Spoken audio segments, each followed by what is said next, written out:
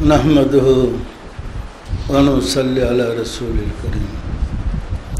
सम्मानित आशिक रसूलरा आपनारा आमार सालाम ग्रहण करुन। अस्सलामु आलैकुम व रहमतुल्लाहि व बाराकातुहु। सम्मानित आशिक रसूलरा सृष्टिर शुरू থেকে महान रब्बुल आलमीन मानव जातिर मुक्तिर जन्य मानुषके आल्लाहर पथे उठे देওয়ার জন্য जुगे जुगे असंख्य नबी असंख्य रासुल प्रेरण करेছেন। प्रत्येक रासुल एसे एक आल्लाहर प्रशंसा करेছেন এবং সে আল্লাহকে কিভাবে পাওয়া যাবে এবং সে আল্লাহর নির্দেশে কিভাবে পরিচালিত হওয়া যাবে সেই পথ মানুষকে শিক্ষা দিয়েছে। নবুয়ত পরবর্তী বেলায়েতের যুগে আউলিয়া কিরামগণ একই রাস্তা একই পথ শিক্ষা দিয়ে থাকেন, সেটা হলো কিভাবে মানুষ আল্লাহকে পাবে এবং আল্লাহর নৈকট্য লাভ করতে পারবে। আমাদের সমাজে বর্তমান বিশ্বে যে শিক্ষা আছে সেই শিক্ষা অধিকাংশই তাসাউফ স্বীকার করে না। আলেম উলামারা মাদ্রাসা থেকে পাশ করে নিজেকে নায়েবে রাসূল মনে করে এবং মসজিদের ইমামগণ নিজেকে নায়েবে রাসূল মনে করে। আমরা যদি দেখি কোনো নবী কোনো রাসূল মাদ্রাসায় পড়ে নাই কিংবা কিতাবপত্র পড়ে নবী হয় নাই, রাসূল হয় নাই, তাহলে আমরা মাদ্রাসায় পড়ে কিভাবে নায়েবে রাসূল হব? আমাদের রাসূল রাহমাতাল লিল আলামিন উনি তো জাগতিক বিদ্যায় ওনার আক্ষরিক কোনো জ্ঞান ছিল না, অর্থাৎ উনি আরবি লেখা পড়তে জানতেন না। অথচ তিনি ছিলেন সর্বকালের সর্বযুগের সর্বশ্রেষ্ঠ মহামানব এবং জ্ঞানী। তাহলে তিনি বিশেষ জ্ঞানী হইলেন কিভাবে? উনি তো কোনো কিতাব পড়ে নাই, এই বিশেষ জ্ঞানের অধিকারী কিভাবে হইলেন? উনি হেরা গুহায় 15 বছর মুরাকাবা করে ধ্যান সাধনা করে নিজের ভিতর থেকে আল্লাহকে খুঁজে বের করেছিলেন। আল্লাহকে খুঁজে বের করে তিনি আল্লাহর কাছ থেকে ওহী প্রাপ্ত হন। ইয়া মুহাম্মদ ইকরা, হে মুহাম্মদ আপনি পড়ুন। উনি বলেন মা আনা বিকারিন, আমি পড়তে জানি না। সিনার সাথে সিনা মেলে চেপে ধরলেন, ছেড়ে দিয়ে বললেন ইয়া মুহাম্মদ ইকরা, হে মুহাম্মদ পড়ুন। এবারও তিনি বলেন মা আনা বিকারিন, আমি পড়তে জানি না। তৃতীয়বারও প্রশ্ন ইয়া মুহাম্মদ ইকরা, আপনি পড়ুন। এবারও তিনি বলেন মা আনা বিকারিন, আমি পড়তে জানি না। তখন পরপর 3 বার সিনার সাথে সিনা মিলে চেপে ধরে ছেড়ে যখন পড়তে বললেন, তৃতীয়বার রাসূল সাল্লাল্লাহু আলাইহি সাল্লাম তৃতীয়বারের পরে পড়তে শুরু করলেন বিসমি রাব্বিকাল্লাযী খালাক, খালাকাল ইনসানা মিন আলাক, ইকরা ওয়া রাব্বুকাল আকরাম আল্লাযী আল্লামা বিল কালাম। এখন প্রশ্ন হইল, আমরা মাদ্রাসায় পড়েছি বুখারী শরীফের কিতাবুল ঈমানের প্রথম হাদিস, জিবরাইল ফেরেশতা সিনার সাথে সিনা মিলে চেপে ধরে ছেড়ে দিয়েছিলেন। তাহলে যদি যিনি চেপে ধরেছিলেন উনি তো দেখেছেন একজন মানুষ, বলছেন জিব্রাইল ফেরেশতা, তো যদি জিব্রাইল ফেরেশতা রাসূলকে সিনার সাথে সিনা মিলে চেপে ধরে শিক্ষা দিয়ে থাকেন, তাহলে হযরত জিব্রাইল আলাইহিস সালাম রাসূলের শিক্ষক নন? কি বলেন? শিক্ষক ছিলেন। কিন্তু আল্লাহ বলেন আর রহমানু আল্লামাল কুরআন, দয়াময় আল্লাহ রাসূলকে কুরআন শিক্ষা দিয়েছেন।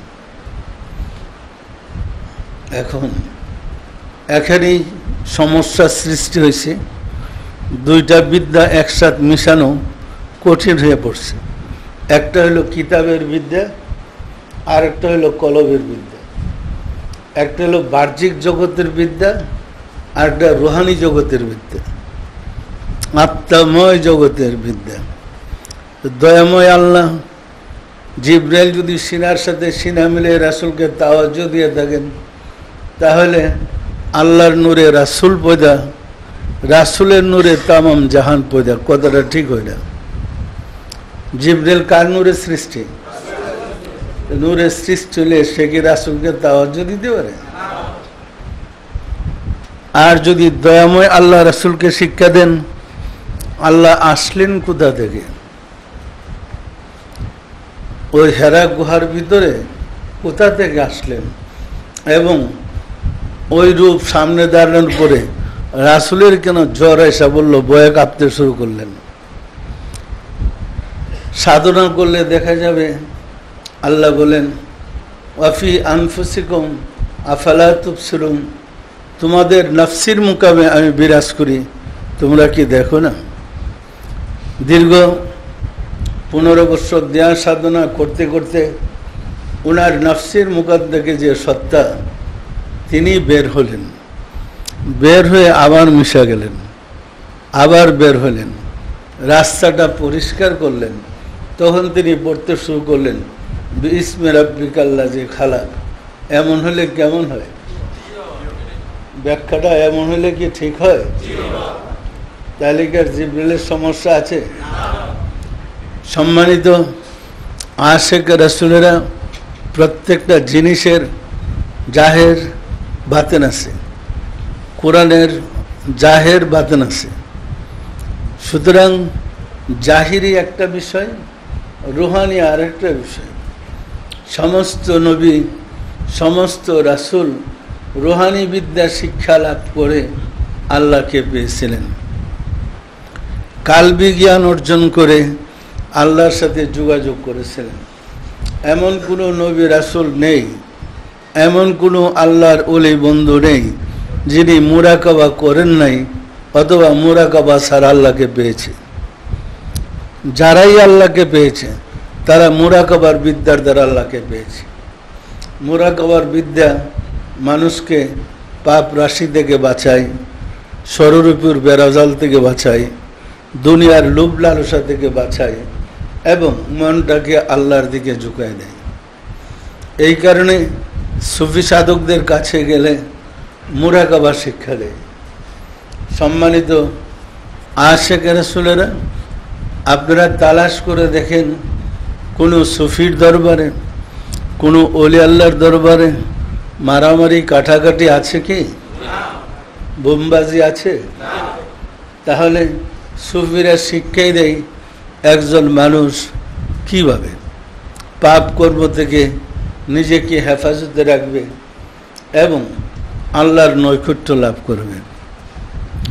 আমরা আল্লাহকে খুঁজেছি, প্রার্থনা করি, আল্লাহর সামনে দুহাত তোলে, আল্লাহ 7 আসমানের উপরে। জিজ্ঞাসা করলে সবাই বলবে আল্লাহ 7 আসমানের উপরে। এবং কথায়ও বলি আল্লাহ একজন আছে, তিনি 7 আসমানের উপর থেকে আমাকে দেখতেছে। তো এত দূরে আল্লাহরে নিয়ে লাভ কি? আল্লাহরে এত দূরে নিয়ে আপনার কোনো লাভ আছে? আল্লাহ বলতেছে ওয়াহুয়া মাকুম আইনা মা কুনতুম, তুমি যেখানে আমিও সেখানে। তাহলে নাহনু আকরাবু ইলাইহি মিন হাবলিল ওয়ারিদ। আল্লাহ বলেন তোমার শাহরুগের চেয়ে আমি নিকটে। আল্লাহ বলে হে মানুষ আমি তোমার কাছে, তোমার শাহরুগের চেয়ে নিকটে। আমরা সাত আসমানের উপরে আল্লাহকে নিয়ে কি পাইলাম? কি লাভ হলো আমাদের? লাভ এইটুকু হয়েছে আমরা বিপদগামী হয়েছি। এই শিক্ষাটা আমরা পাইছি পাশ্চাত্য শিক্ষা থেকে। এরাই 200 বছর আমাদের প্রভুত্ব করে গেছে, শিক্ষা দিছে আল্লাহ সাত আসমানের উপরে। এই সাত আসমানের উপরে আল্লাহকে খুঁজতে গিয়া আর যোগাযোগ হচ্ছে না, কারণ আপনার ভিতরে আল্লাহ। এই বিশ্বাসটা যদি আপনি স্থির করতে পারেন, মনে প্রাণে বিশ্বাস করতে পারেন যে আমার মাঝে আল্লাহ আছে, আমি যা করি আল্লাহ দেখে, পাপ কিভাবে করবেন, অন্যায় কাজ কিভাবে করবেন? আল্লাহকে তো আপনার ভিতর থেকে বাইর করে দিচ্ছেন, সাত আসমানের উপরে দিচ্ছেন, কিন্তু আল্লাহ তো আপনার ভিতরে আছে, বাইর তো করতে পারেন নাই। আল্লাহ বের হয়ে গেলে আপনি যাবেন লাশ হইয়া। আল্লাহ বলেন নাফাকতু ফিহি মিন রুহি, আমার রুহু থেকে রুহু তোমার ভিতরে ফুঁকে দিলাম। তো আল্লাহর রুহু যদি আপনার ভিতরে ফুঁকে দেন, আমরা তাফসিরে লিখেছি রুহের বয়ানে, রুহের বয়ানে আমরা স্পষ্ট লিখেছি, সম্ভবত প্রথম খণ্ডে আল্লাহর রুহু আছে, রুহের বয়ানে আমরা লিখেছি আল্লাহ বলেন নাফাকতু ফিহি মিন রুহি, আমার রুহু থেকে রুহু তোমার ভিতরে ফুঁকে দিলাম। তাহলে রুহুটা কোথা থেকে আসছে? আবার দেহ থেকে বের হলে কোথায় যাবে? আল্লাহর কাছে যাবে। তাহলে এই যে রুহু আপনার ভিতরে আছে, রুহু সর্বাবস্থায় আপনার দেহের চাহিদা মিটাইতেছে। দেহকে আপনার দেহের সাহায্যে, রুহুর সাহায্যে চোখে দেখেন, কানে শুনেন, মুখে কথা বলেন, চলতে পারেন, চিন্তা করতে পারেন। রুহু বের হয়ে গেলে তখন কি আপনি আর কোনো কর্মের যোগ্যতা আপনার মধ্যে থাকে? রুহু বের হয়ে গেলে তো আপনি লাশ হয়ে যান। সুতরাং দেহের ভিতরে রুহু থাকা অবস্থায় তার সাথে যোগাযোগ করেন। আমরা মনে করি রুহুর তো কোনো আকার নেই, মনে করি, আমরা জানি রুহের কোনো আকার নেই। আচ্ছা, আপনি আমেরিকাতে চাকরি করেন, বাংলাদেশে রাত্রে স্বপ্নে আসেন, আব্বা আম্মার সাথে কথা বলেন, আব্বা আম্মা আপনাকে আদর করে খাবার দিছে, খাইতে আসেন, এরকম স্বপ্ন কেউ দেখেন কি? এক স্থানে ঘুমাইয়া অন্য স্থানে গিয়া বেড়াইতেছেন, এরকম স্বপ্ন দেখেন? তাহলে যে ঘরে আপনার শোয়া, দরজা আটকানো, মানে তখন তো ওই ঘরের দরজা লাগানো, তখন তো বিমানের টিকিটও নাই, পাসপোর্ট ভিসা তো সাথে নাই, তো রাত্রে কিভাবে ওই গেট আটকানো অবস্থায় বাংলাদেশে চলে আসলেন? কে আসলো? রাত্রে যে আসে কে? আপনি তো দেখতেছেন আপনি, কিন্তু আপনার যে দেহটা, এই রুহুটা তো আমেরিকাতেই বিস্তার মধ্যে শুয়ে রয়েছে। রাত্রে যাচ্ছে সে তো আপনার রুহু, আপনি দেখতেছেন আপনি, আপনার মতোই চোখ, আপনার মতো চেহারা, আপনার মতো হাত, আপনার মতো পা, সব তো আপনি। তাহলে এটা তো রুহুর রূপ। এটা কিন্তু রুহু বলে, যেটা বিমান ছাড়া মুহূর্তে বিশ্বের এক প্রান্তর থেকে অন্য প্রান্তরে চলে যেতে পারে, কোনো বাহনের প্রয়োজন হয় না, সেই তো রুহু। সুফি সাধক, নবী রাসূলগণ মুরাকাবা শিক্ষা দিয়েছেন ওই রুহুর সাথে দেহের যোগাযোগ করানোর জন্য।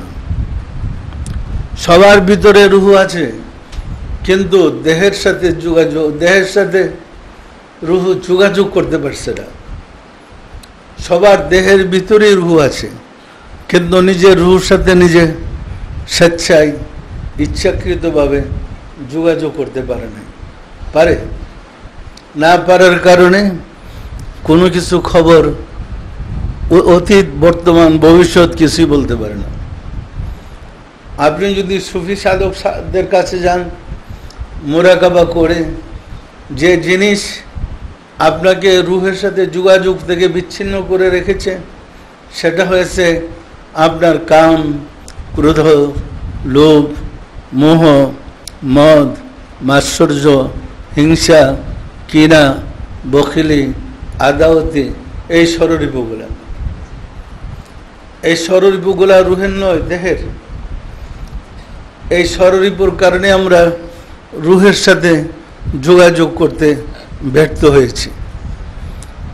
সুফি সাধকদের কাছে গেলে এই ষড়রিপুর বেড়াজাল থেকে আপনি মুক্ত হয়ে, এই 10টা রিপু থেকে মুক্ত হয়ে আপনি রুহের কাছে, রুহের সাথে মিশতে পারবেন।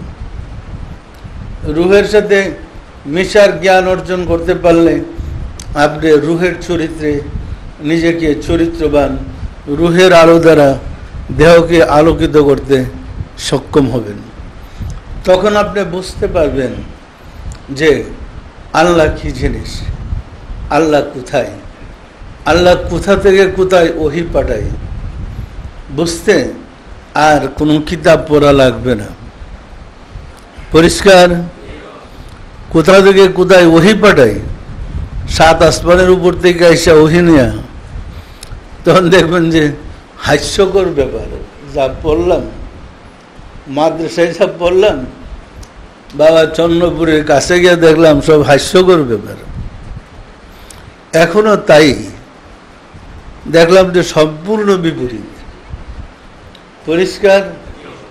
সুতরাং আপনাকে রুহের সাথে যোগাযোগ করতে হবে, তবে ততদিন যোগাযোগ করা সম্ভব যতদিন খাঁচার ভিতরে রুহুটা আছে। এই খাঁচার ভিতর থেকে রুহু বের হয়ে গেলে আর তার সাথে যোগাযোগ করা সম্ভব নয়। আপনার যে আমলের বিচার করবে, যে আল্লাহ আপনাকে বিচার করবেন কুরসিতে বসে, তিনি তো আপনার মাঝে কুরসিতে বসাই, আপনি কি করতেছেন তিনি তো দেখতেই আছেন। পরিষ্কার না? পরিষ্কার না? আমরা যখন পাপের কাজ করি, কলবে একটা কালো দাগ পড়ে যায়, আরেকটা পাপ করি, আরেকটা দাগ পড়ে যায়। পাপ করতে করতে আমাদের কলব অন্ধকার হয়ে যায়। কলব অন্ধকার হয়ে গেলে তখন আমরা অন্ধ হয়ে যাই, অর্থাৎ রুহানি জগৎ সম্বন্ধে আমাদের কোনো ধারণা থাকে না। তার সাথে আল্লাহ বলছেন যে তারা অন্ধ।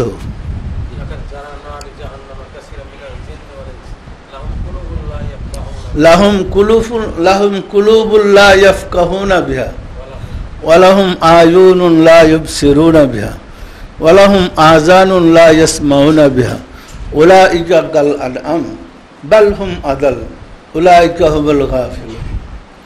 আল্লাহ বলে তাদের চোখ আছে কিন্তু তারা দেখে না, কান আছে তারা শুনে না, হৃদয় আছে কিন্তু হৃদয়ে আমার জিকির ধারণ করতে পারে না। ওরা কেমন? বালহুম আদাল, তারা পশু। প্রথম বলছে তারা পশুর মতো, এরপরে বলে বালহুম আদাল, বরং পশুর চেয়েও নিকৃষ্ট। পরিষ্কার? বিষয়টা পরিষ্কার। সুতরাং অন্তরের চোখ খুলতে হবে, অন্তরের কান খুলতে হবে, অন্তরকে জাগ্রত করতে হবে আল্লাহর জিকিরের দ্বারা। যতক্ষণ না অন্তরকে আল্লাহর জিকিরের দ্বারা জাগ্রত করবেন, ততক্ষণ আপনি মুমিন, ইমানদার দাবি করতে পারেন না। মুসলমানের ঘরে জন্ম হইলে মুসলমান হওয়া যায় না। আব্দুল্লাহ নাম রাখলেই আল্লাহর বন্দা হওয়া যায় না। মুসলমানের ঘরে জন্ম হইলে আবার ইমানের কোর্স করতে হয়। আমরা যেমন প্রফেসরের ঘরে জন্ম হইলেও সে কিন্তু প্রফেসর হয়ে জন্ম নেয়, তাকে আবার লেখাপড়া শিখে উচ্চ ডিগ্রি লাভ করতে হয়।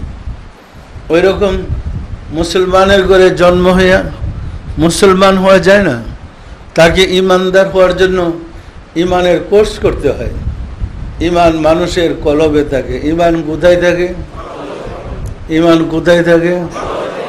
আল্লাহ কোথায় থাকে? তাহলে ইমান তো আল্লাহর সাথেই। এই আল্লাহকে বিশ্বাস করেন না মানে ইমান পরিষ্কার না? পরিষ্কার না। সুতরাং কলবে খুঁজা আল্লাহকে বের করতে হবে। কলবের 7টা স্তর আছে। সুদূর কোরআনে আল্লাহ বলেন আল্লাযী ইউওয়াসওয়িসু ফি সুদুরিন নাস। সমাজে বলে যে আউযুবিল্লাহ পড়লে শয়তান তীরের মতো বেগে যায়, বলে। আবার বলে আজান দিলে শয়তান বেগে যায়, বলে। আজান দিলেন, আউযুবিল্লাহ পড়া উযু করলেন, দোয়া পড়া উযু করলেন, উযু করে মসজিদে প্রবেশ করলেন, এরপরে নামাজে দাঁড়ালেন। এখন তার শয়তান কাছে আসার কথা না। নামাজে দাঁড়ায় যখন সূরা করা শুরু করেন, যখন আল্লাহকে সেজদা করতে চান, তখনই দেখেন অফিসে কি কাজ পালে আসছে জানে, সে কথা মরে আসে। বাজার থেকে কি কিনার কথা বলছিল, সে কথা মনে আসে। অর্থাৎ অপ্রাসঙ্গিক কথা, যা নামাজে আপনার জন্য শোভা পায় না, আসে মনে। আউযুবিল্লাহ পরে তো শয়তান ভাগাইলেন, আবার আল্লাহু আকবার করে তো শয়তান ভাগাইলেন। এখন আবার কোন শয়তান আপনাকে ধোঁকা দিতেছে? তাহলে আমরা শয়তানের ঠিকানা জানি না, শয়তানের পরিচয় জানি না, ঠিকানা জানি না। সে শয়তান হচ্ছে আল্লাযী ইউওয়াসওয়িসু ফি সুদুরিন নাস। আল্লাহ বলেন শয়তান মানুষের কলবের প্রথম স্তর সুদূরের মুকাম থেকে ওয়াসওয়াসা দেয়। শয়তান থাকে কোথায়? মানুষের কলবের প্রথম স্তর সুদূরের মুকামে। আর আল্লাহ থাকে কলবের 7ম স্তর নাফসির মুকামে। পরিষ্কার? ফাইজা যাকারাল্লাহ খানাসা ওয়া ইজা গাফালা ওয়াসওয়াসা। হাদিসটা পুরাটা এরকম, আশ-শাইতানু জাসিমুন আলা কলবি বনি আদম ফাইজা যাকারাল্লাহ খানাসা ওয়া ইজা গাফালা ওয়াসওয়াসা। আদম সন্তানের দিলে শয়তান বাস করে। শয়তানের বাড়ি, শয়তানের ঠিকানা আল্লাহর পাশে, মানুষের দিলে। যখন সে দিলে আল্লাহ আল্লাহ জিকির হয়, শয়তান তীরের মতো বেগে যায়। যখন সে দিল আল্লাহ জিকির থেকে গাফেল থাকে, শয়তান দিলে বসে ওয়াসওয়াসা দেয়। আচ্ছা বলেন তো, আমাদের গেটে যে দারোয়ান বা সিকিউরিটি আছে, সে কি আমার শত্রু না বন্ধু?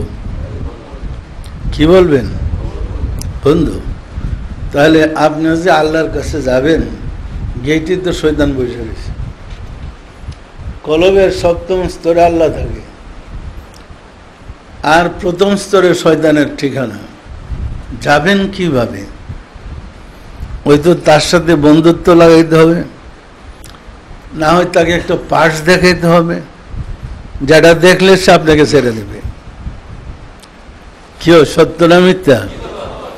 সেই পাশটা নিতে হয় মুর্শিদের কাছ থেকে। সাধনা করে যদি ওই পাশটা নিতে পারেন, সচিবালয়ের গেলে যেমন গেটে ঢুকতে দেওয়া দেয়, ওই রকম আপনাকে রাব্বুল আলামিনের অবস্থানের স্থলে যাওয়ার পথ দেখাই দেবেন। বিষয়টা পরিষ্কার? এই কারণেই নবী রাসূলদের বিদ্যাটা শিক্ষা করে সুফি সাধকগণ কঠোর সাধনা, কঠোর রিয়াজত করেছে। এই সাধনা রিয়াজত করেই তারা কলবের সুদূরের মুকামের পাশ সংগ্রহ করে ভিতরে প্রবেশ করেছে। সুদূরের মুকাম অতিক্রম করার পরে তার নাম হলো নসর। নসর অর্থ হল বিস্তৃত, খোলা, মহাশূন্য। তবে জগৎটা নূরের, ওইখানে আর অন্ধকার নেই। নসরের পরে শামসি, শামসির জগৎটা নসরের মুকাম থেকে আরো 500 বছরের রাস্তা। পরিষ্কার না? পরিষ্কার না। ওইখানে তো বিমানটা যেতে পারবেন না, আপনাকে ওরা শিখতে হবে। এই কারণে সুফি সাধকগণ ভক্তদেরকে সায়ের শিক্ষা দেয়। তবে সায়ের শিক্ষা দেওয়ার আগে তাকে সুলতান রাস্তা পর্যন্ত সবক শিখাইতে হয়। এরপরে সায়ের বাণী পরিভ্রমণ, ঊর্ধ্বলোকে পরিভ্রমণ শিক্ষা দেওয়া হয়। পরিষ্কার? আমি কি গুছায় বলতে পারতেছি? নসরের পরে শামসি, শামসির স্টেজে যখন আপনি যাবেন তখন সূর্যের আলো যেমন অন্ধকারে দূরী করে দেয়, এই সেটা হলো সূর্যের আলো দিয়ে আলোকিত পুরা এত বিস্তৃত জগৎ, যেটা আপনি সায়ের করে উঠতে গেলেও 500 বছরের রাস্তা। বিষয়টা পরিষ্কার? ব্যাপক। এরপরে শামসির পরে নুরির মুকাম, আপনার কলমের একটা স্তরের নাম। নুরির জগতে গেলে তখন নূর, জ্যোতি, আলোই আলো, সেটা চাঁদের আলোর মতো। সূর্যের আলো আর চাঁদের আলো পার্থক্য আছে? এরপর হইল কারবের মুকাম, করবর্ত নৈকট্য, আল্লাহর নৈকট্য লাভ করেছেন ওই জায়গায় গেলে। এরপর হইল নাফসির মুকাম, মকিম আছে মাঝে, মাকিম আছে। মাকিম ওইখানে গেলে আপনার স্থায়ী হইলেন, সায়ারটা একটা স্থায়ী হইল। একটু অপেক্ষা করেন, আল্লাহ আপনাকে ডাইকা কাছা নেবে। মকিমে গিয়ে যেন আপনি অপেক্ষা করবেন, তো রাব্বুল আলামিন আপনাকে ডাইকা কাছে নেবে। এটা কি বলবো, আমরা তো ধরে নিয়েছি প্রথম আসমান, দ্বিতীয় আসমান, তৃতীয় আসমান, চতুর্থ আসমান। আমরা বুখারী শরীফের হাদিসও পড়ছি এগুলা। রাসূল মেরাজ গেছে, দরজা খটখটাইছে, কে? আমি জিবরাইল, আমার সাথে মোহাম্মদ, আদম আলাইহিস সালাম গেট খুলে দিয়েছে। এইসব কিতাব আমরা পড়ছি। কিন্তু প্র্যাকটিক্যাল দেখা যায় আসলে আল্লাহ আপনার ভিতরে কলবের 7টা স্তর অতিক্রম করে আল্লাহতে আপনি পৌঁছতে পারবেন, আল্লাহর সাথে কথাবার্তা বলতে পারবেন। মানুষ যখন ঘুমায় তখন দুনিয়ার কল্পনা থাকে না, থাকে চিন্তা ভাবনা থাকে না। তখন শেষ রাত্রে যখন ঘুম থেকে উঠে তার মনটা থাকে ফ্রেশ। হাদিস শরীফে আসছে যে রহমতের সময় আল্লাহ সামায়ের দুনিয়ায় এসে বন্দাকে ডাকে, তোমাদের কার কি প্রার্থনা আছে আমাকে বলো, আমি কবুল করব। কে তওবা করি আমার কাছে তওবা করো, আমি গুনাহ মাফ করব। কে কি চাও আমাকে বলো, আমি পূর্ণ করব। হাদিসে আছে এরকম কথাবার্তা, আছে না নাই? এখন রহমতের সময় শেষ রাত্রে আল্লাহ এসে আপনাকে ডাকে, এটার ব্যাখ্যাও আছে। এটার ব্যাখ্যা এরকম, আপনি যখন ঘুম থেকে জাগ্রত হইলেন তখন আপনার মনটা একদম ফ্রেশ। শেষ রাত্রে ঘুম থেকে উঠলে মনটা ফ্রেশ। উজু করে মুরাকাবায় বসেন, শয়তান ওয়াসওয়াসা দিতে পারবে না। কারণ তখন রাব্বুল আলামিন আপনি যখন ঘুমাইছেন আপনার সুদূর মুকাম পর্যন্ত আসছে। ওই সময় আপনার ঘুম ভাঙলে তিনি আপনাকে ডাকতে আসছে, এখন আমাকে বলো, আমি তখন তোমার কাছে।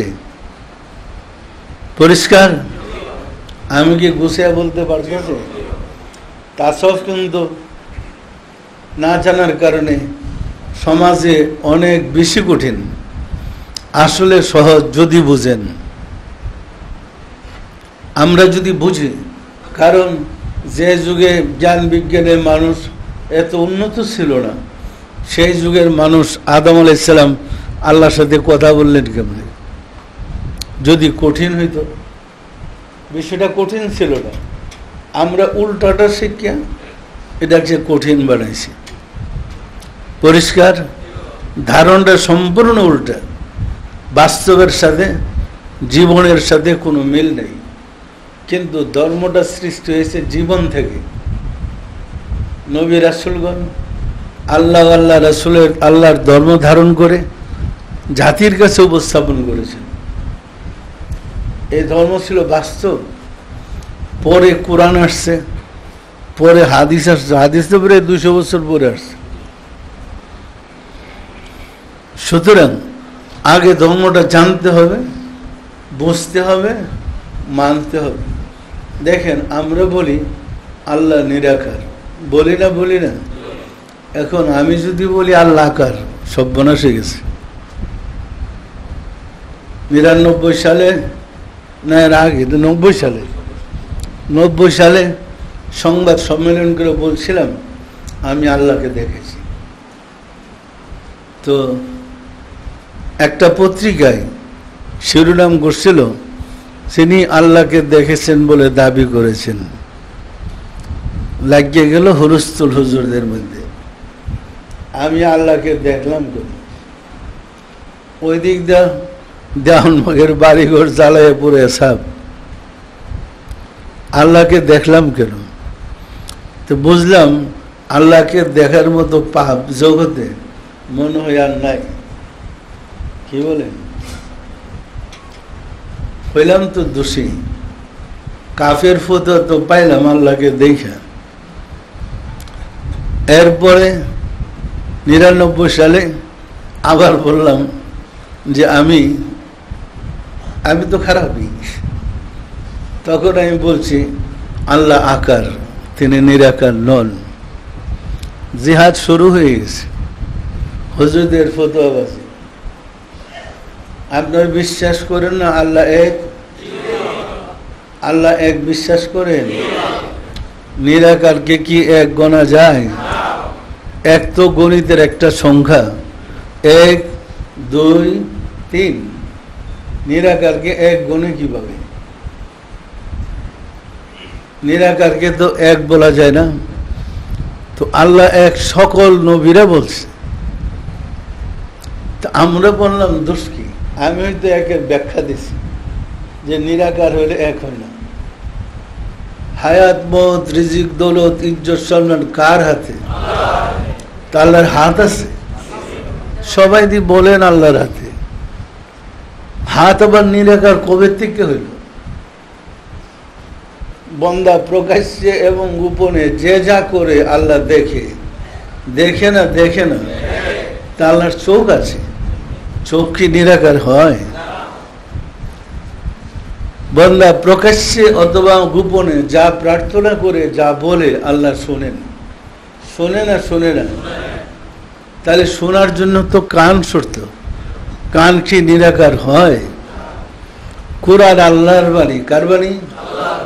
বাণী মানে কথা। তাহলে আল্লাহর মুখ আছে নাকি? মুখ ছাড়াই রাসূলের সাথে এতগুলা কথা বললো, নবীদের সাথে কথা বললো। বন্দা আল্লাহর দিকে 1 কদম আগাইলে আল্লাহ 10 কদম আগায়। বন্দা হাইটা গেলে আল্লাহ দৌড়ে যায়। বিশেষ করে আল্লাহর পা আছে। পা কি নিরাকার হয়? আল্লাহ কুরসিতে ওইসব বিচার করেন। কুরসি তো আকার, নিরাকার। আল্লাহ কুরসিতে বসবেন কিভাবে? আল্লাহ ক্ষমাশীল, নিরাকার আল্লাহ মানুষকে ক্ষমা করে কিভাবে? কি বলেন? তাহলে সমাজের এই ধারণাটা আমাদের ভুল। আমরা কোরআন থেকেই প্রমাণ করেছি আল্লাহর অঙ্গ প্রত্যঙ্গ সবই আছে। আল্লাহ দেখতে অবিকল মানুষ। পার্থক্য, মানুষ রক্ত মাংসের দেহধারী আর আল্লাহ নূরের সত্তা। আল্লাহর রক্ত মাংসের দেহ নাই, তিনি নূরময় সত্তা। পরিষ্কার? আল্লাহ নূরের আর মানুষ হলো রক্ত মাংসের। তবে নূরের আল্লাহর নূর মানুষের ভিতরে ফুঁকে দিছেন, সেটি আমাদের রুহু বা সত্তা। আমরা যদি এই রুহুটাকে সাধনা করে অর্জন করতে পারি, ধরতে পারি, পরিচয় লাভ করতে পারি, মনে রাখবেন আমরা মঞ্জিলে মকসুদে পৌঁছার যোগ্য হয়ে গেছি। পরিষ্কার? মানে আমি আজকে প্র্যাকটিক্যাল কোথায় আপনি আল্লাহরে পাইবেন এই কথাগুলো বললাম। আল্লাহকে পাওয়ার জায়গা আপনার ভিতরেই, বাহিরে নয়, কাগজ কলম কিতাবে না। কুরআন শরীফের মধ্যে লেখা আছে আল্লাহু নূরুস সামাওয়াতি ওয়াল আরদ, আল্লাহ আসমান জমিনের নূর। নূর অর্থ কি? জ্যোতি, আলো। ওই কোরআনটাকে খুইলা লাইট অফ কইরা দেখেন তো আলো বাইরে না অন্ধকার বাইরে? কি বাইব? সেটা আলো হইল কেমন, নূর হইল কেমন? এটা তো কালির লেখা। মূল কথাটা নূরের, আসছে নূর থেকে, আসছে রাসূলের হৃদয় থেকে, কিন্তু এটারে ধারণ করার জন্য কাগজে লিখছে। যখন কাগজে লিখলেন এটা তো কালির লেখা হইল, নূর দিয়ে তোর কাগজে লেখা হইল। এটা তো আল্লাহর নাম। নাম আর নামের মধ্যে আসমান জমিন পার্থক্য। যেমন আব্দুল্লাহ এবং আব্দুল্লাহর নাম ও আব্দুল্লাহ ব্যক্তি এক নয়। আব্দুল্লাহর ছবিটা দিয়ে আব্দুল্লাহ ব্লেড দিয়ে কাটেন, একটু ব্যথা পাইব না? কাগজের আব্দুল্লাহ, ছবির আব্দুল্লাহরে কাটলে ব্যথা পাই?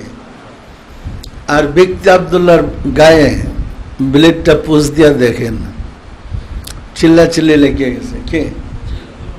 ওই রকম আল্লাহর নাম কাগজে আর আল্লাহর নাম কলবে এক নয়। কলবে যদি আল্লাহর নাম জাগ্রত করতে পারেন, মনসুরে যেমন টুকরা টুকরা করছিল কাইটা, রক্তের ফুটাগুলা বলতেছিল আনাল হক, আনাল হক, বলছে না? বলছে না? আনাল হক অর্থ আমি হক। আমি হক মানে আমি পরম সত্তা। পরিষ্কার না? পরিষ্কার না? এক মুখে বলছে, তখন কাজী বিচার করে তারা দিল মৃত্যুদণ্ড। হ্যাঁ, শুলে চড়াইল মৃত্যুদণ্ড। শুলে চড়ানোর আগে হাত পাও কেটে মানে চরম কষ্ট দিছে। রক্ত কণিকাগুলা বলতেছিল আনাল হক। মৃত্যুর পরে তখন কাজী নির্দেশ দিল ওই ছাইগুলারে নিয়ে নদীতে ফেলে দাও। ছাইগুলাকে নিয়ে নদীতে ফালাইছে।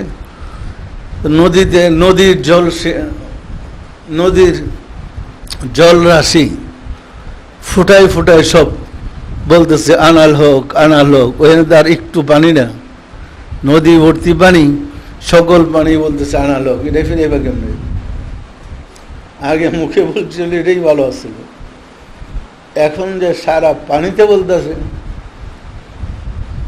এরপরে মহাপ্লাবন, আনাল হোক জপ করতে করতে নদীর মধ্যে বান ডাকছে। বান ডেকে পানি ফুলতে ফুলতে নদীর পার উঠে গেছে। এখন গ্রাম ডুবাই দেব।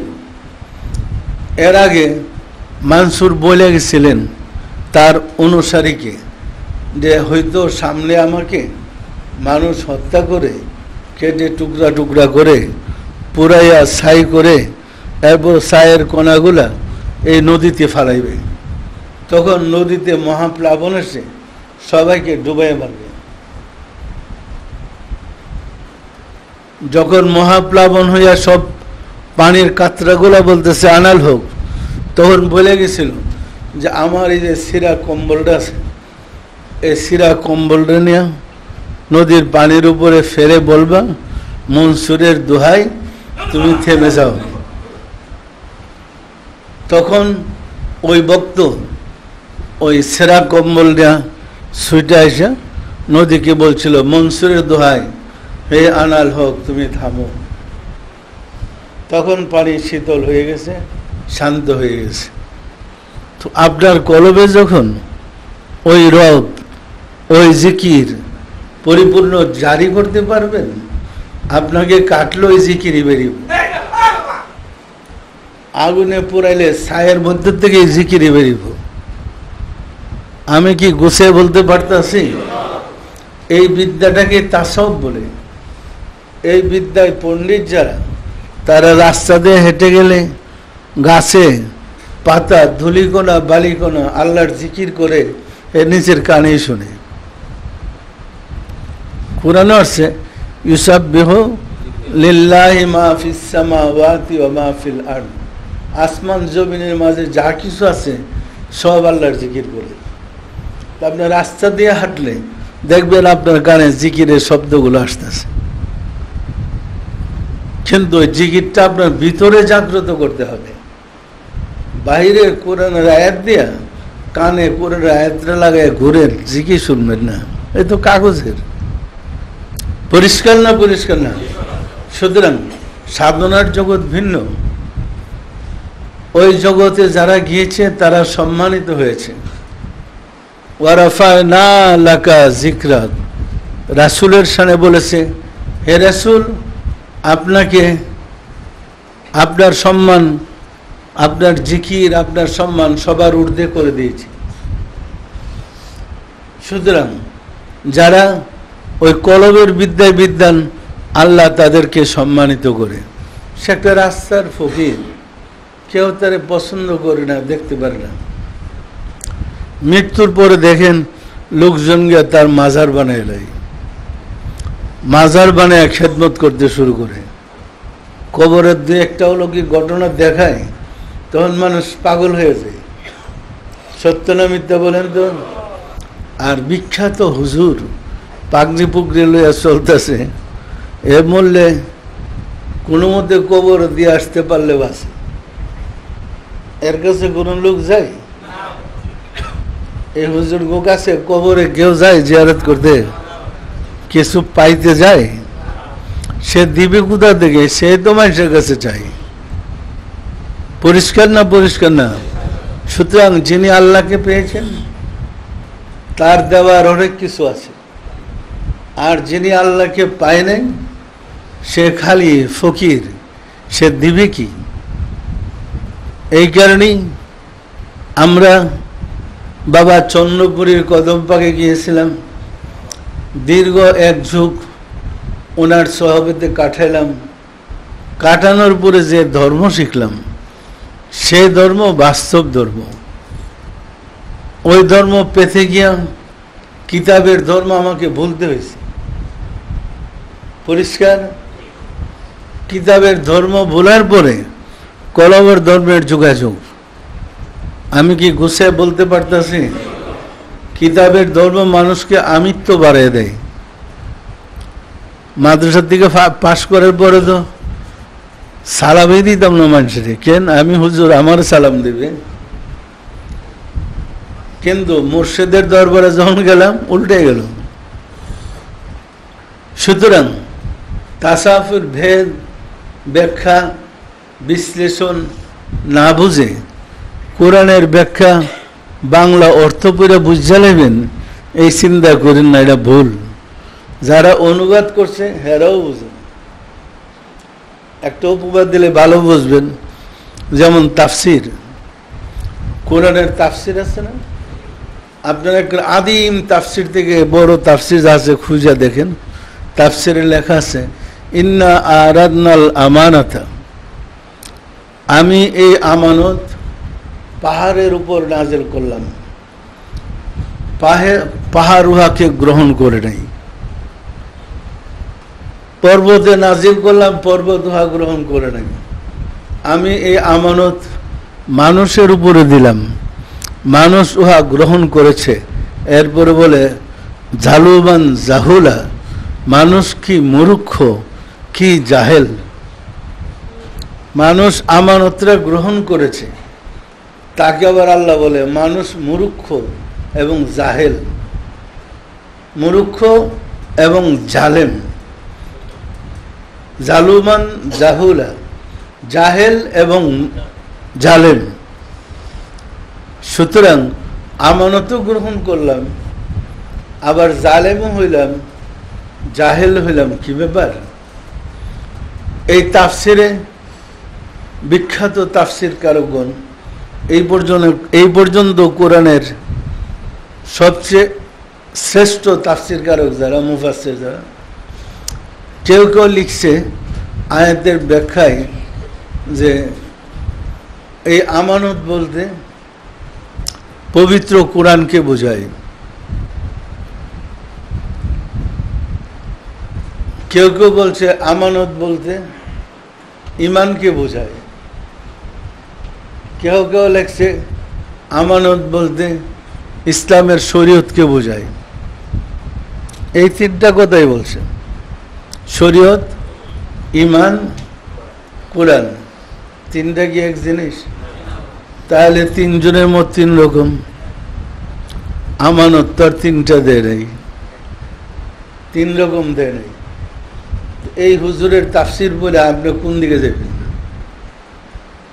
আমানত পাবেন কোথায়? পরে আমরা ওই দলিলগুলো আগে খণ্ডন করছি, আমরা তাফসিরে লিখছি আমানত। আমরা বলছি আদমের শরীয়তে আপন ভাই বোন বিবাহ জায়েজ ছিল, রাসূলের শরীয়তে আপন ভাই বোন বিবাহ হারাম। সুতরাং আদমের শরীয়ত আর রাসূলের শরীয়ত এক না।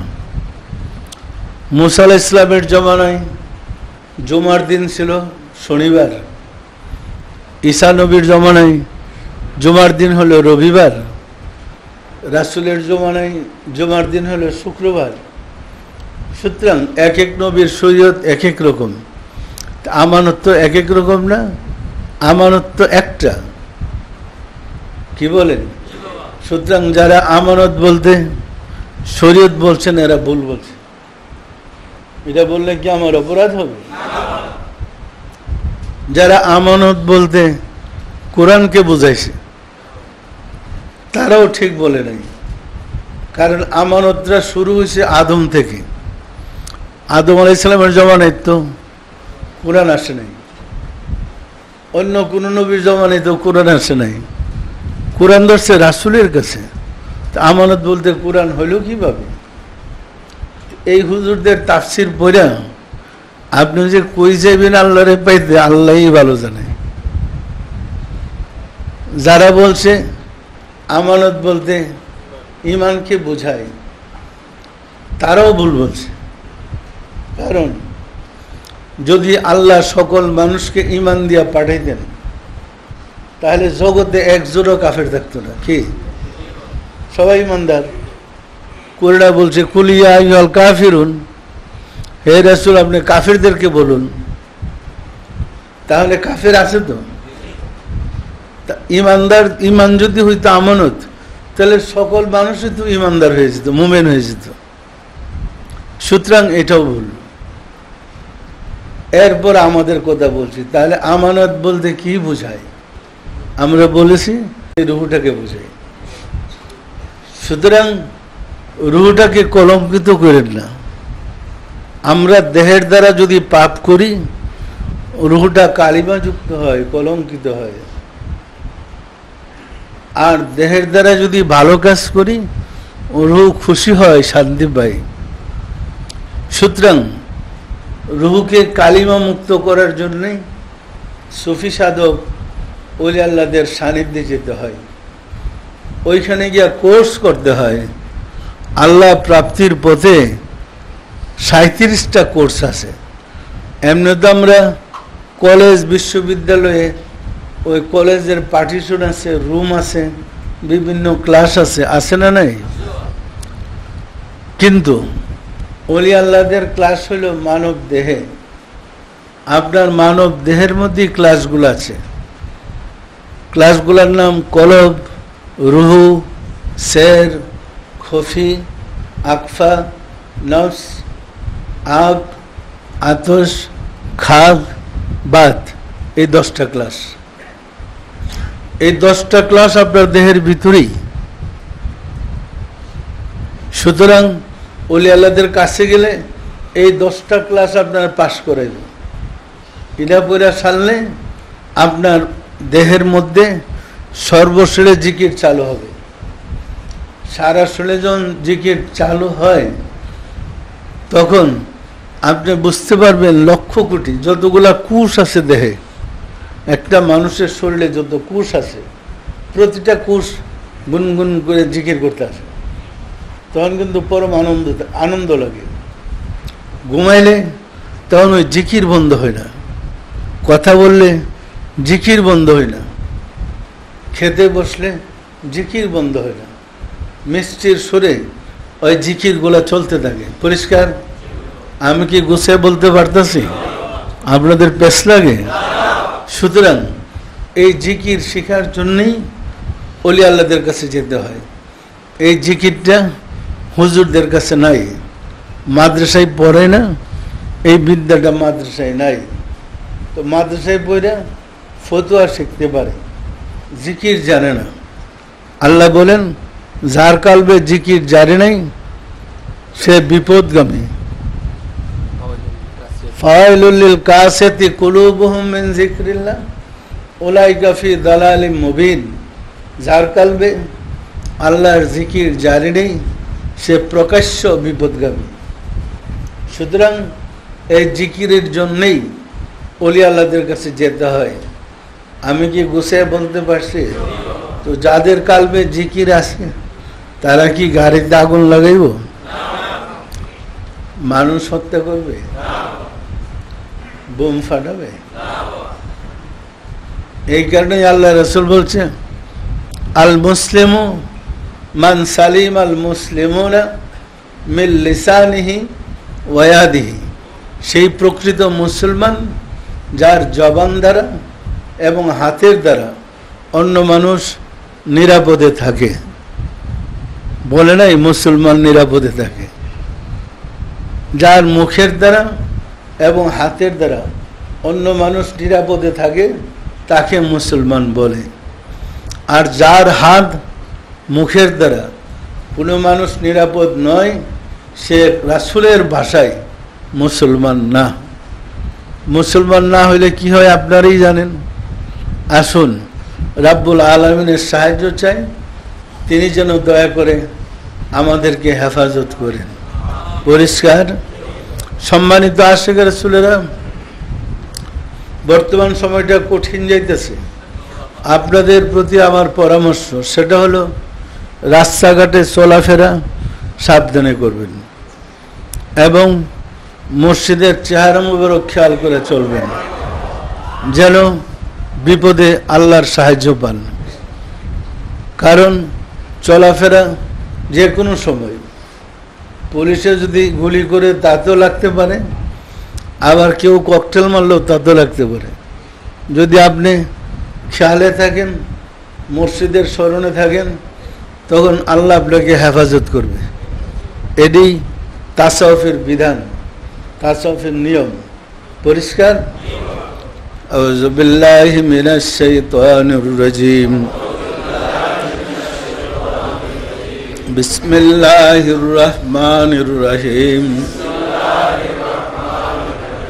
আস্তাগফিরুল্লাহ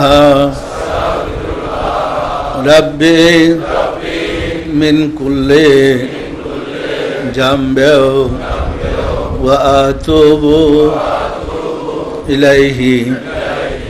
আয় আল্লাহ, জীবন ভর নফসের খাইশে শয়তানের ফেরেবে যত প্রকার গুনাহ করিয়াছি, সমস্ত গুনাহ হইতে তোমার নিকট তওবা করিতেছি। আয় আল্লাহ, দয়া করিয়া আমার তওবা কবুল করো, আমার গুনাহ মাফ করো। লা ইলাহা ইল্লাল্লাহু মুহাম্মাদুর রাসূলুল্লাহ। সবাই দিলের হাত উঠে বলেন আল্লাহুম্মা আমিন। ওগো দয়াল মাওলা, দয়াল খুদা, অদম কাঙ্গাল ভিক্ষুকেরা বাবে রহমতে পবিত্র জুমার দিনে জুমার নামাজ পড়লাম, আজকের তালিম গ্রহণ করলাম। তোমার প্যারা হাবিবের শানে দুরুদ সালাম আর মিলাদ শরীফ পড়লাম।